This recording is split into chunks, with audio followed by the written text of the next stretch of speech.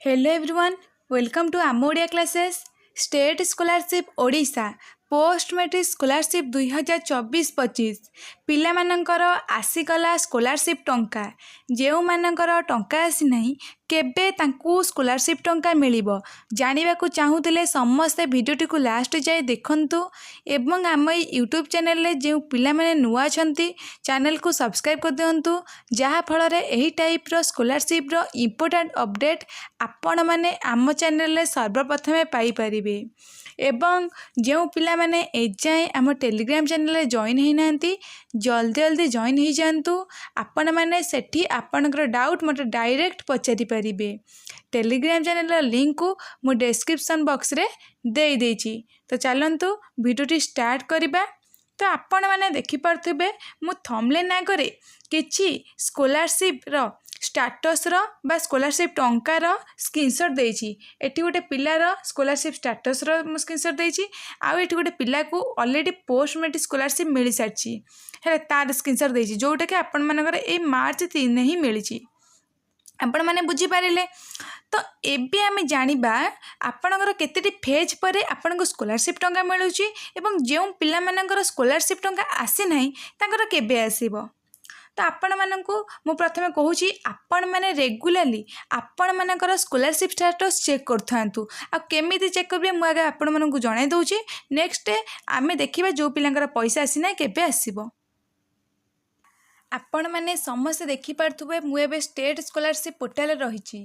तो आपण को कही रखा चाहे आपण मैंने ओडिशार जेकोसी भी स्कॉलरशिप अप्लाई कले ए गोटे वेबसाइट रे ही अप्लाई करा जाए। ओडिशार जेकोसी गवर्नमेंट स्कॉलरशिप होना कहीं ताहा गोटे पोर्टाल द्वारा अप्लाई हो पार से स्टेट स्कॉलरशिप पोर्टाल बुझिपारे तार वेबसाइट scholarship.odisha.gov.in बुझिपारे। तो आपण मैंने समस्त ये गोटे लॉगिन ऑप्शन देखुवे या पर क्लिक करेंगे। मु क्लिक करुच्ची लॉगिन ऑप्शन क्लिक कर सारापर आपणकर 4टी ऑप्शन आसीबो। तो आपण मैंने सर्वप्रथम ऊपर जो स्टूडेंट लॉगिन तापर क्लिक करेंगे। मु क्लिक करुच्ची स्टूडेंट लॉगिन उपर क्लिक कलापर आपण मैंने एटी आपणकर आधार नंबर देबे देन आपण मैंने पासवर्ड देबे तापर एटी जो कैप्चा अछि ताको एटी फिलअप करिकि आपण मैंने साइन इन उपर क्लिक करेंगे। क्लिक कलापर आपणकर स्टेटस आपनको शो करिवो। किंतु जो पिला माने निज पासवर्ड टी भूल जाइथिबे से माने फॉरगॉट पासवर्ड को क्लिक करिकि न्यू पासवर्ड सेट करिवे। बुझिले एई टाइप रे आपण माने आपण मानकर स्कॉलरशिप स्टेटस चेक करिवे। किंतु जो पिला माने तळ को स्क्रॉल डाउन करिकि डायरेक्ट ओटीपी देकी निजर स्कॉलरशिप स्टेटस चेक करछंती से माने टिके ठीक से जानि परिबे नहीं तांकर रिमार्क टी कोन आसुची। बुझि पारिले। तो आपण माने सबले ट्राई करिवे स्टूडेंट लॉगिन लॉगिन करिकि आईडी पासवर्ड देकी कैप्चा फिलअप करिकि लॉगिन करिवे पई। बुझि पारिले एई टाइप रे आपण माने आपनकर स्कॉलरशिप टी चेक करि परिबे स्टेटस। बुझि पारिले। तो देखि पारथुवे सुनंतु देखंतु मु आपन कहि रखिली जेमति पिलांकर धीरे धीरे स्कॉलरशिप पैसा आसीबा आरंभ हलानी। एससी पिला मानकर पार्सल पेमेंट है कि 2टी फेज रे पैसा मिलुची तांकर central government and state government the government मिसी के पैसा दउचंती। तो आपण मानकर स्टेट गवर्नमेंट एससी कैटेगरी पिला को 40% पैसा दउथला बेले सेंट्रल गवर्नमेंट एससी पिला मानकु 60% पैसा देउछंती। तो तांकर 2टी फेज रे टोटल पेमेंट तांकर आसुची। बुझि पारिले। नेक्स्ट तांकु देखंतु नेक्स्ट जो माने रहिले ओबीसी एससीबीसी ईबीसी कैटेगरी रो से पिला माने को एट ए टाइम रे एकत्र पैसा मिल जाछि जानले। बुझि पाइले। जो माने OBC SCBC and EBC category अच्छे गोटे टाइम रे एकत्र 8,000 टका मिल जाउछि। पिला माने को धीरे धीरे मध्य पैसा मिलवा आरंभ हो गलानी पोस्ट मैट्रिक स्कॉलरशिप रे। आउ जो मानकर टिके लेट हेछि माने कोन जो पिला मानकर पेंडिकेट इंस्टीट्यूट शो करछि से माने कॉलेज से तो कांटेक्ट करिकि कॉलेज रे वेरीफाई करिनंतु। कॉलेज लोक वेरीफाई कर सेला परे सेठी कोन शो करिवो रिकमेंडेड बाय इंस्टीट्यूट। किछि पिलांकर मेसेज अछि मैम रिकमेंडेड बाय इंस्टीट्यूट मोर मासे हला पड़िछि नेक्स्ट स्टेप फॉरवर्ड होनी। तो देखो पिला माने गोटे टाइम रे बहुत गुड़े स्कॉलरशिप रो अप्लाई चलछि एवं सब स्कॉलरशिप को देखिया को पड़िबो। बुझि पारिले। तो आपण माने देखि पारथुबे ए गोटे टाइम रे निर्माण श्रमिक रो अप्लाई चलछि बीओसी स्कॉलरशिप रो अप्लाई चलिछि जानले प्री मैट्रिक भी चलिछि शहीद माधव सिंह हाथ खर्च योजना सेटा भी चलिछि। तो एटा पर बहुत गुड़े स्कॉलरशिप गोटे टाइम रे चलछि। तो सबू स्कॉलरशिप रो एप्लीकेशन को वेरीफाई करिबा एवं ताको आगो को माने फॉरवर्ड करिबा तो सेटा टाइम टेकिंग। बुझि पारिले। तो जेते कि जना पड़छि सब पिला मानकु मार्च 31 भितर पैसा मिलवार बहुत पॉसिबिलिटी रही है। तो जो पिलामानकर स्टाटसटी इंस्टीट्यूट ऑलरेडी वेरीफाई कर नहीं तो आपण मैंने वेट करंतु जिते अपेक्षा करें बुझे अपेक्षा करंतु आ जो मानकर डिस्ट्रिक्ट अथॉरिटी सैंक्शन कर देइचंती सेमानकु आउ किछि समय वेट करिया पड़िबो जो मानकर sanction by district authority show करछि सेमानकर मार्च 31 भितर पैसा पलि आसब किंतु जो पिलामानकर सैंक्शन बाय अप्रूव अथॉरिटी किंबा शो करछि सैंक्शन बाय अप्रूव अथॉरिटी सेही पिलामानकु मार्च 15 भितर पैसा मिलवार संभावना रही कारण sanction by approve authority next step रोचे आपण मानकर कौन ना पेमेंट प्रोसीड बुझिपारे आउ जो पिलामानकर पेमेंट प्रोसीड हो रही पेमेंट प्रोसीड हो रही से बस वेट करंतु पेमेंट प्रोसीड 24 रु 48 घंटा मध्य ही पैसाटी अकाउंट को क्रेडिट हो जाए जानीपारे आपण मैंने पेमेंट प्रोसीड 24 रु 48 घंटा भितर डीबीटी बैंक अकाउंट जो अकाउंट रे आपणकर आधार कार्ड लिंक अच्छी से अकाउंट को ही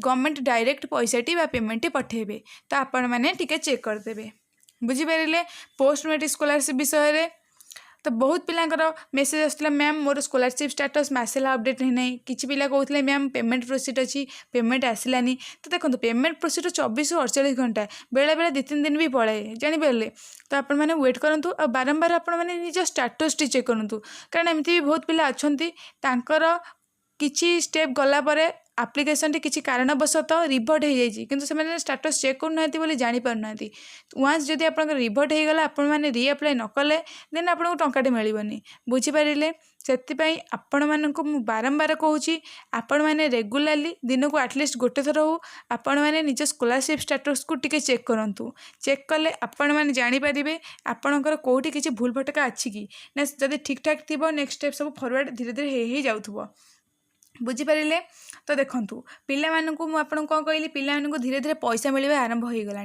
आ जो पिला पैसा मिली से स्कॉलरशिप स्टेटस केते प्रकार फरवर्ड हो जाइए से स्कॉलरशिप स्टेटस देखा देखेले आपण मानकर गोटे आइडिया आसी बुझिपारे तो आपण मैंने देखिए ये गोटे पोस्ट मैट्रिक स्कॉलरशिप स्टेटस है प्रथम देखो प्रथम कौन शो कर आप पेंडिकेंट इंस्टीट्यूट जानले then provisional approve by institute then recommended by institute ए पिलाटी को पैसा ऑलरेडी मिल सारी बुझे आपण मैंने कहे मैम ताको पैसा मिल सारी तार एप्लिकेशन स्टेटस हमको कहीं देखुं देखो पैसा मिल सारी मैंने तार केते स्टेप पर धीरे धीरे आगू प्रोसीड कला एंड केते फेज पर केते स्टेप पर आमको पैसा मिल आपण मैंने जाना निहाती दरकार तो जो मैंने रिकमेंडेड बाय इंस्टीट्यूट अच्छी से व्यस्त हूँ ना कॉलेज वेरीफाई करके डिस्ट्रिक्ट अथॉरिटी पाक फरवर्ड कर देन आप शो कर provisional approve by district authority then जो मैंने provisional approve by district authority show कर कौन करेंगे ना sanction by district authority show कर देन डिस्ट्रिक्ट अथॉरिटी सैंक्शन करके सैंक्शन अथॉरिटी पाक पठेदेवे